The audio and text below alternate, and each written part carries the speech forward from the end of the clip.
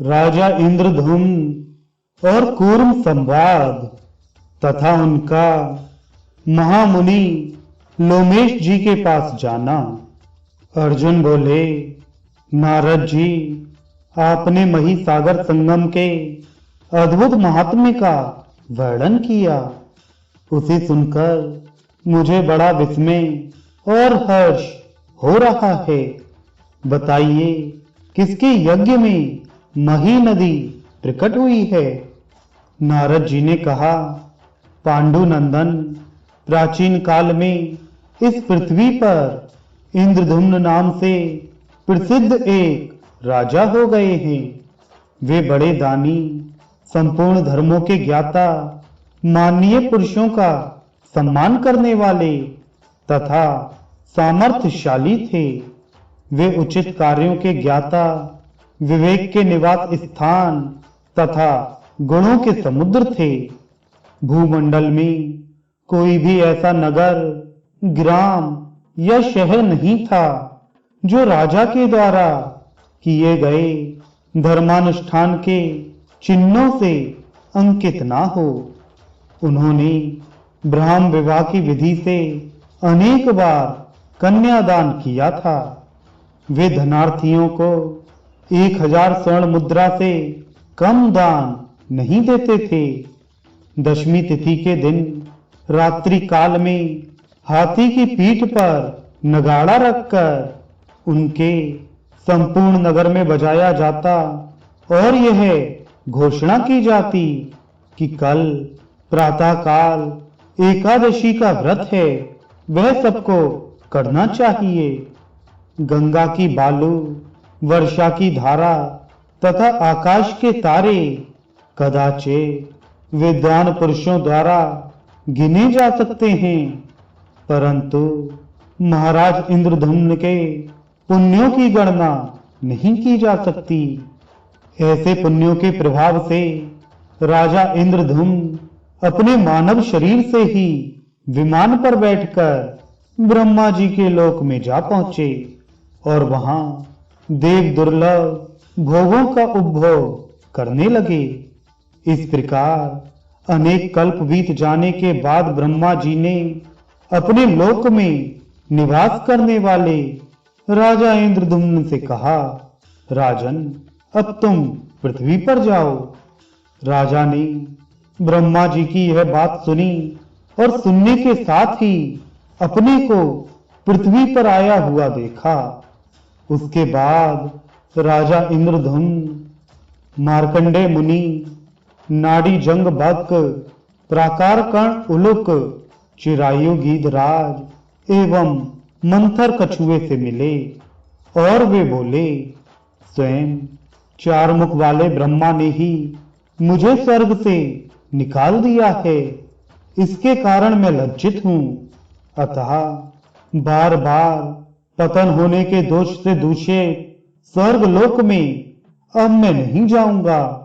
अब तो मैं अविद्या और पाप का नाश करने वाले विवेक वैराग्य का आश्रय ले ज्ञान प्राप्ति पूर्वक मोक्ष के लिए यत्न करूंगा।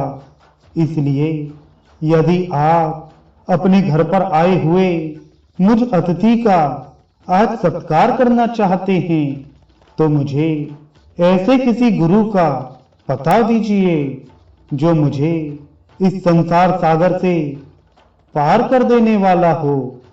कछुए ने कहा, राजन, लोमेश नाम वाले एक महामुनि हैं जिनकी आयु मुझसे भी बड़ी है।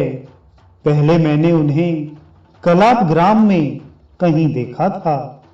इंद्रधुम्न बोले, तब तो चलिए हम सब लोग साथ ही उनके पास चलें। विद्वान पुरुष सत्संग को तीर्थ से भी अधिक पवित्र बतलाते हैं। नारद जी कहते हैं, अर्जुन, तदनंतर उन सब ने कलाप ग्राम में पहुंचकर महामुनि लोमेश के दर्शन किए।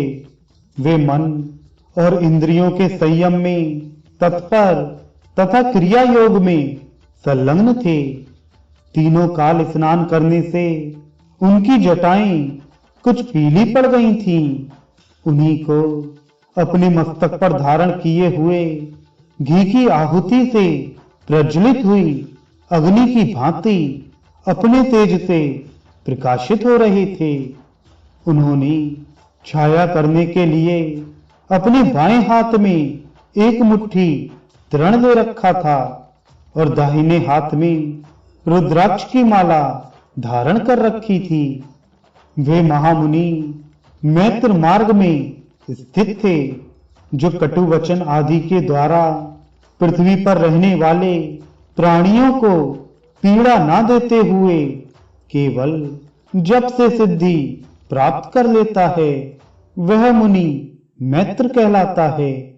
राजा, मुनि, बक, उलुक, गृध और कछुए ने कलाप ग्राम में उन पुरातन तपोनिधि महात्मा का दर्शन करके उनके चरणों में प्रणाम किया।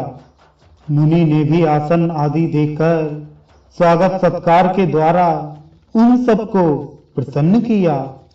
तत्पश्चात उन्होंने अपना मनोगत कार्य निवेदन किया। कछुआ बोला, भगवान, ये यज्ञ करने वाले पुरुषों में अग्रगण्य महाराज इंद्रधुम्न हैं। वसुधा में इनकी कीर्ति का लोप हो जाने से ब्रह्मा जी ने इन्हें स्वर्ग से निकाल दिया है। अब ये स्वर्ग की इच्छा नहीं रखते। वहां से पुनः गिरने का भय बना रहता है, इसलिए स्वर्ग इन्हें भयानक प्रतीत होता है। अब आपके अनुग्रह से ये मोक्ष प्राप्त करना चाहते हैं, अतएव मैं इन्हें आपके पास ले आया हूं। इन्हें आप अपना शिष्य समझें और इनके मनोवांछित प्रश्नों का उत्तर दें, क्योंकि परोपकार साधु पुरुषों का व्रत है।